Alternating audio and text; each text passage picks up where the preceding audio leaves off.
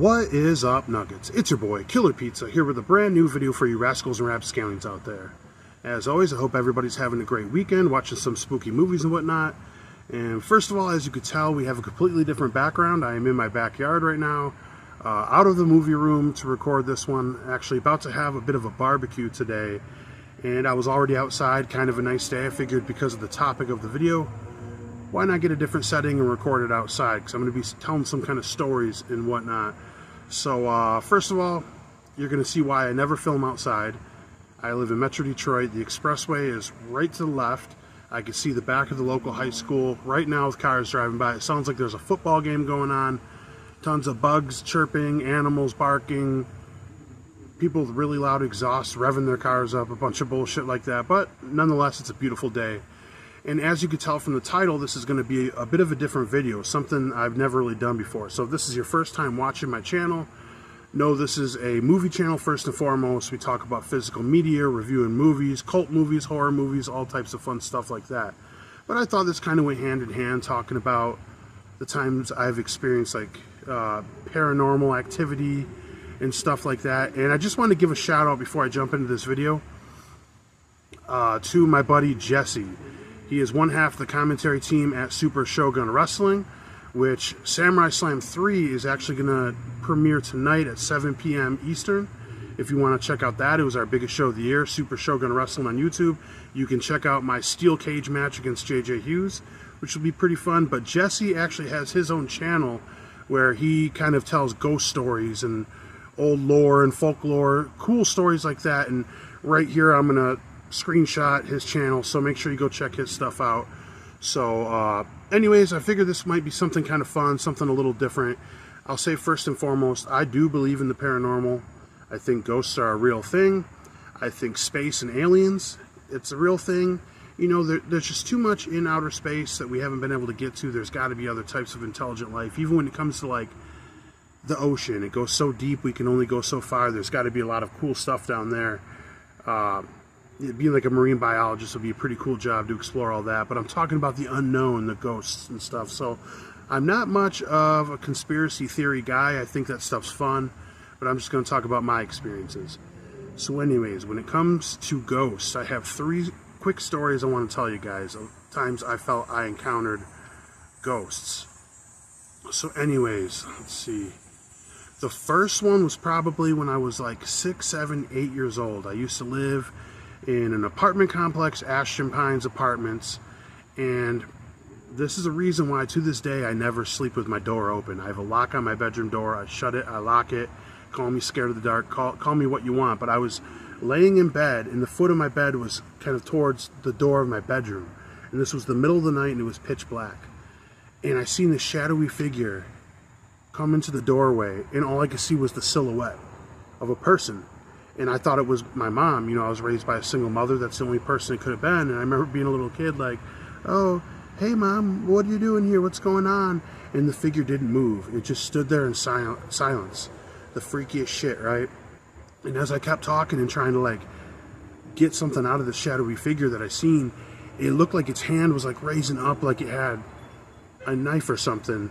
And maybe you could say I watched too many scary movies, which I definitely did back then when I was that young. But I seen the arm started raising up, and I could see like the mouth start distorting and opening up, almost like how the mask of Angela is at the end of Sleepaway Camp. And it just opened up like further and further as I could start to see the face, and the hand went up like it had a knife, and I just started screaming bloody murder.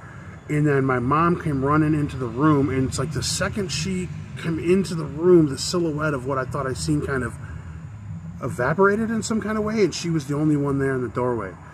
Now, you could say this was a dream. You could say whatever you want about it. This was very real to me, and like I said, it's a reason why I sleep with a door shut and locked to this day. That scared the living crap out of me. Okay, so that's just one of the stories. Now, the next story I have is actually when I first moved into this house. I was upstairs in the kitchen, tinkering around with something, making some food, and then out of nowhere, down in the basement, I could start hearing like 1940s big band music. Like, it sounded like it was coming from like a record player, like it wasn't a clean sound or anything, you know. The music popping in, I like to sing, I like to dance, I like to sing, you know.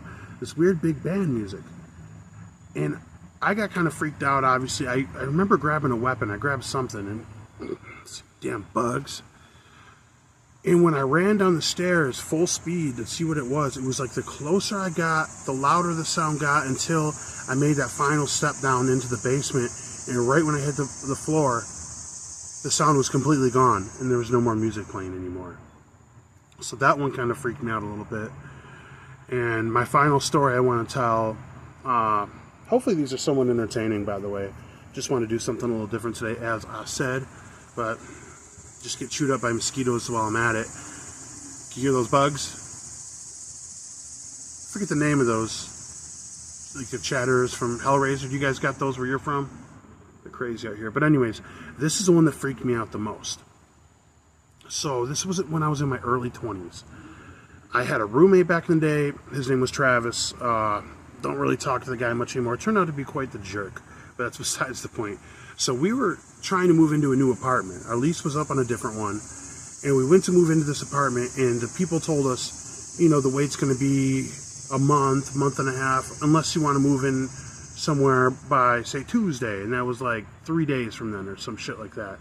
And we're like, yeah, we'll move into that apartment. What's the catch? They said, no catch, it's a handicap apartment. Okay, what does that mean? Oh, the bathroom is double the size. There's metal railings along there and in the shower. And there's a storage closet that's big enough to fit a wheelchair in. And we were like, hell yeah, let's do this.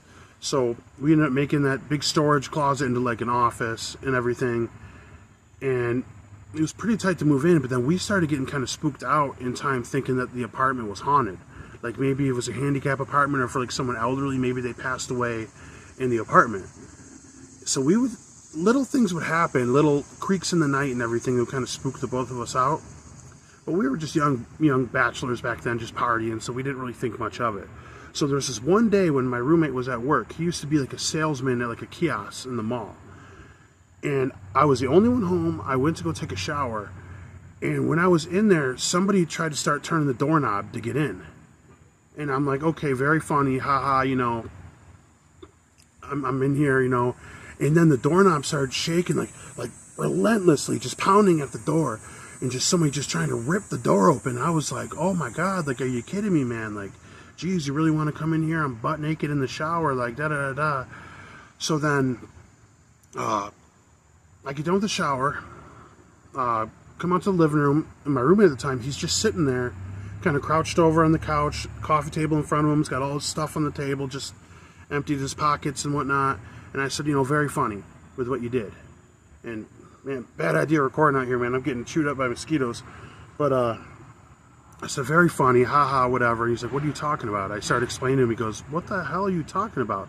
I didn't do any of that. And I told somebody this story recently, and they said he was probably fucking with you. But my roommate was so paranoid about this type of shit. I could see it in his eyes. When you know somebody really well, when I told him the whole story, he got so fucking spooked out and freaked out. He's like, what the hell are you talking about? I just walked in the door. So I believe him that it wasn't him. And it's like, now, could that have been a burglar? I mean, maybe. But I mean, we didn't, you know, the only thing we had of value was like a PlayStation 3 at the time, but that was still there. So it's like, it freaked us the hell out. Metro Detroit. But this is the most fucked up part. So when I woke up the next morning, I had 3 scratch marks across like my chest, across my heart. We looked it up, 3 scratch marks, the mark of the fucking beast, you guys. That freaked us out enough. He was just getting back together with his baby mom at the time, and she had a roommate and everything. And we ended up going and staying over there for like a week. We were so freaked out from like this ghost and everything. Then it wasn't until we had a big party one night that I was like, I declared peace with the ghost. Ghost, we mean no harm. Just let us party here and we won't disturb you. And then we actually never really had any problems after that, but still kind of was a little bit eerie. That freaked me out a lot, that experience. But anyways, those are all my ghost stories right there. And I'm going to end this with the time that I thought I seen Bigfoot. Look at that, man, mosquitoes biting me right on my forehead. Okay, so after I moved out of Ashton Pines, I moved in this apartment complex called Waterford West. And this was an apartment complex that they built. They tore down all this woods, and they had one way in, one way out, the same way. And they built these apartments in a big circle all the way in between these woods. And when we were kids, I had a really good experience growing up. It was like the movie Friday. There was always people outside, always someone doing something. Basketball games going on, street hockey. You go to any part in the woods, kids are backyard wrestling, fighting with wooden spears in the woods. There's just so much shit going on. We probably had like 100 kids in the neighborhood. So at one point, you could walk up this trail at the back of the apartment complex, and it would go up to like this big base of a hill. You go down, you cut around the corner, and it would lead all the way out to the back of this field that would lead to like Comerica or Chase Bank. I don't remember which it was, but which it was. And then you pass that, and it would go to like the main road, M59, in my hometown. But a lot of kids would take that trail to like walk up to the store and everything. A grocery store is across the street. But if you go all the way to that trail to the very last area, it's like right there was this open little open area, and that was like one section that not a lot of people often went to. But one of my best friends to this day, one half of the Cream Street Mafia, if you follow Michigan Independent Wrestling, Nick Baker, him and his brother Tim and a bunch of other kids, because he's about a year and a half, 2 years older than me, they went and built this like fire pit at that end spot, like right behind the field.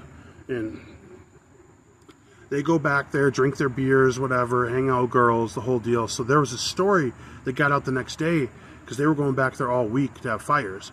And there was this one day that apparently when they went back there, they said they were being stalked by something, and nobody knew what it was.